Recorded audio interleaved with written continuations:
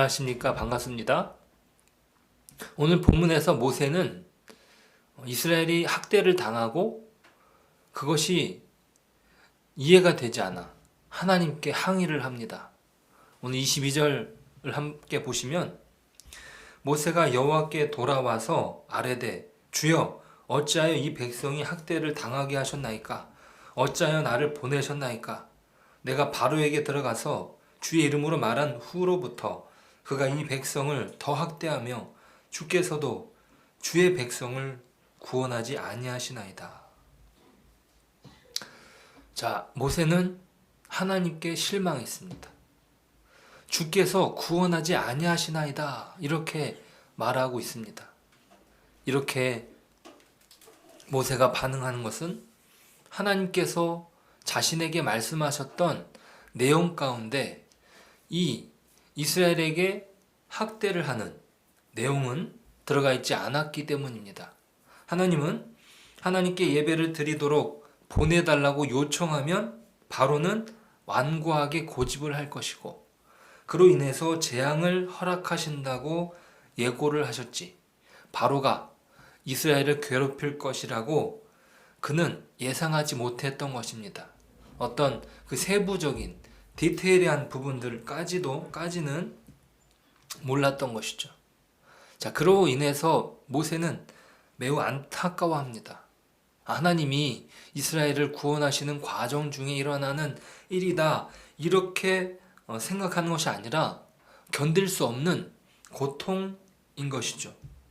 그래서 그는 하나님께 항의합니다. 그 가운데 하나님이 말씀하시는 구원이 이런 것이냐고 반문하는 것이죠. 어디에도 구원은 확인할 수 없다고 하나님께 항변하고 있습니다. 그러자 하나님은 반드시 강한 손으로 바로에게 재앙을 허락할 것이고 그것으로 이스라엘을 쫓아내도록 할 것이다. 하게 할 것이다. 이렇게 말씀하시죠. 그리고 나는 여호와이다 라는 말씀하십니다. 2절 말씀 함께 보실까요? 하나님이 모세에게 말씀하여 이르시되 나는 여호와이니라. 자, 그런데 여기에서 이해하기 어려운 말씀이 이어지고 있습니다. 3절 보실까요? 내가 아브라함과 이삭과 야곱에게 전능의 하나님으로 나타났으나 나의 이름을 여호와로는 그들에게 알리지 아니하였고. 자, 이 말씀에서 무언가 이상한 내용이 있습니다. 그것은 바로 아브라함과 이삭과 야곱에게 나의 이름 여호와로는 그들에게 알리지 않았다라고 하십니다. 자, 그런데요. 창세기에서 이미 여호와의 이름을 부르기 시작했다라고 기록이 됩니다. 4장 26절이에요. 창세기. 셋도 아들을 낳고 그의 이름을 에노스라 하였으며 그때 사람들이 비로소 여호와의 이름을 불렀더라. 자, 그때 여호와 이름을 불렀다고 했어요. 자, 그러니까 믿음의 사람, 그 족장 시대에도 꾸준히 여호와와의 만남을 지속했습니다. 자, 이미 여호와를 알고 있고 그분의 이름을 부르며 예배를 드리는데 왜 오늘 출애굽기 6장에서 하나님은 아직 여호와라는 이름을 가르쳐 주지 않았다고 말씀할까요? 자, 이 내용이 상당히 이해가 되지 않는 부분이 많아서 이 자유주의 학자들은 성경을 여기저기 갖다가 붙였다. 그렇게 말하기도 합니다. 하지만 우리는 그렇게 보지 않습니다. 자, 모세를 포함하여 하나님께서 자신을 소개하실 때 나는 여호와이니라 이렇게 소개하는 것은 모세가 몰라서 그런 것이 아니죠. 지금 모세가 경험하는 현실에서 그 이름이 다가오지 않는 것을 아십니다. 나는 여호와다 이렇게 말씀하시지만 그가 지금 당면하고 있는 현실 속에서 어떻게 하나님이 이러실 수 있는가? 이게 모세의 반문 아닙니까? 자, 그렇게 납득되지 않는 하나님의 이름이 사실상 진정한 하나님을 그가 몰랐다는 이야기예요. 이스라엘도 마찬가지죠. 그 여호와라는 이름으로 간직하는 그 속성과 능력과 앞으로 하나님께서 출애굽을 진행하는 과정을 통해서 밝히 드러나는 여호와 되심. 특히 그 하나님을 뭐라고 말씀하시냐면 언약의 하나님이다 라고 말씀하셔요. 4절부터 한번 보실까요? 가나안 땅 곧 그들이 거류하는 땅을 그들에게 주기로 그들과 언약하였더니 이제 애굽 사람이 종으로 삼은 이스라엘 자손의 신음소리를 내가 듣고 나의 언약을 기억하노라.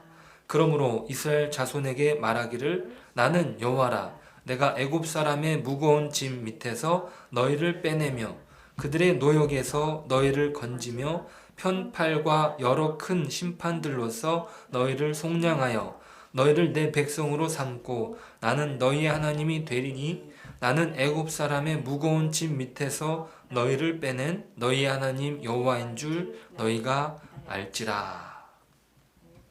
자, 그러니까 출애굽을 인도하시는 그 과정을 통해서 그 약속하신 하나님께서 그 약속을 지키시는, 그러니까 그 인격적인 하나님의 실체를 깨닫게 되는 거예요. 조상들에게 약속하셨던 가나안 땅으로 이들을 하나님께서는 반드시 인도하실 것입니다. 지금은 그런 부분을 어떻게 해요? 느끼고 있지 못한 것이에요.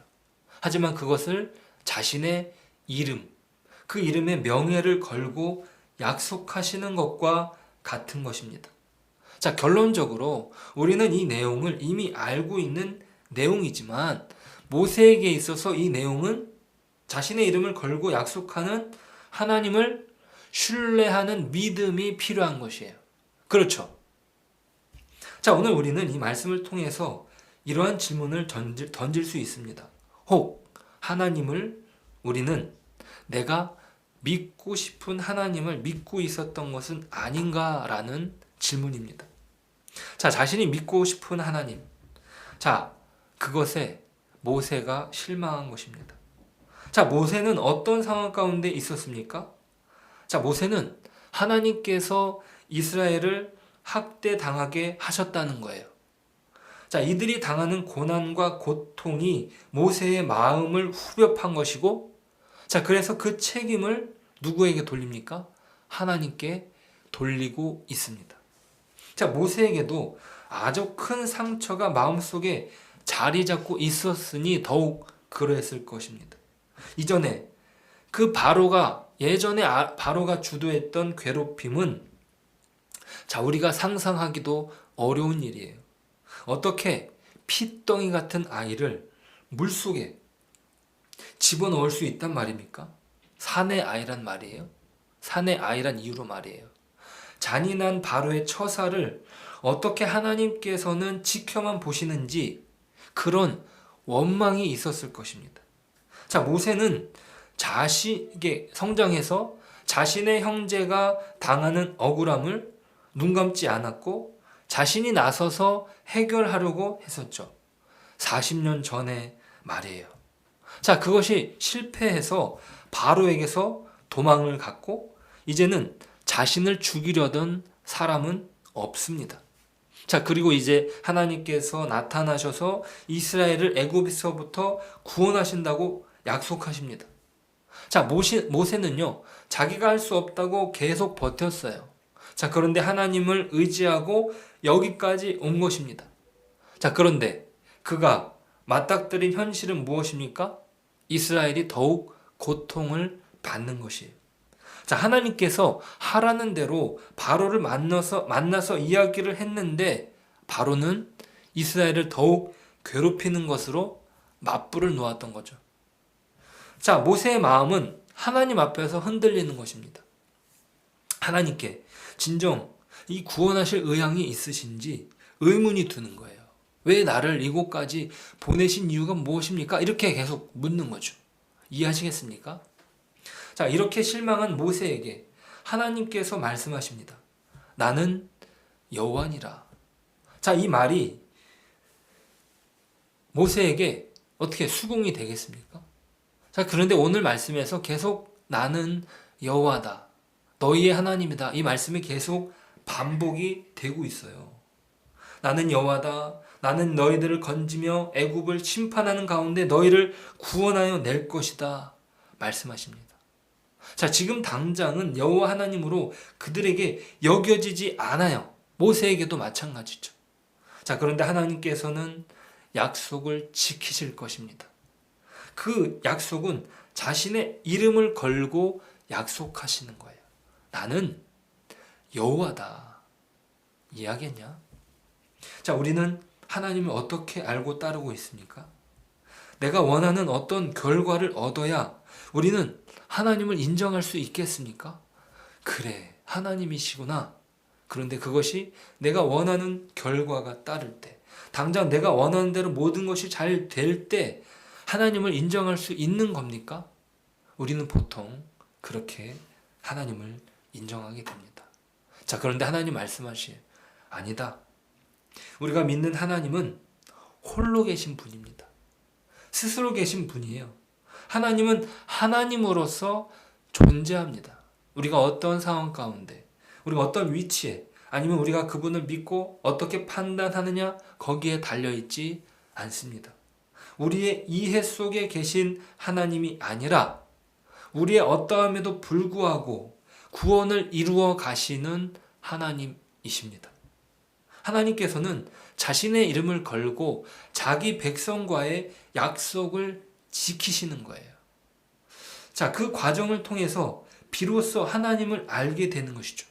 진정 신실한 분이시구나. 그 이름에 걸맞는 구원의 역사를 이루어 가신다. 라고 지금 모세에게 말씀하고 계십니다. 자, 우리는요, 그리스도를 통해서 하나님을 알게 되었습니다. 사람들이 오해하여 예수님을 십자가에 못 박았지만, 자, 하나님께서 이루실 그 구원의 역사가 어떻게 멈추는 것 같았지만, 하나님께서는 그 십자가를 통해서 구원을 이루십니다. 세상이요, 죽이는 것으로, 목숨을 앗아가는 것으로 방해한다 할지라도 그 구원은 반드시 이루어 가십니다. 그것은 하나님께서 약속하신 것 때문이죠. 하나님의 언약 때문에 그것을 이루신 것입니다.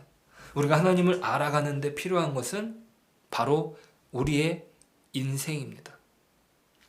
자, 우리의 인생 속에 역사하시는 하나님은 결국 하나님께서 진정 하나님이시구나 라는 사실을 깨닫게 되는 것입니다.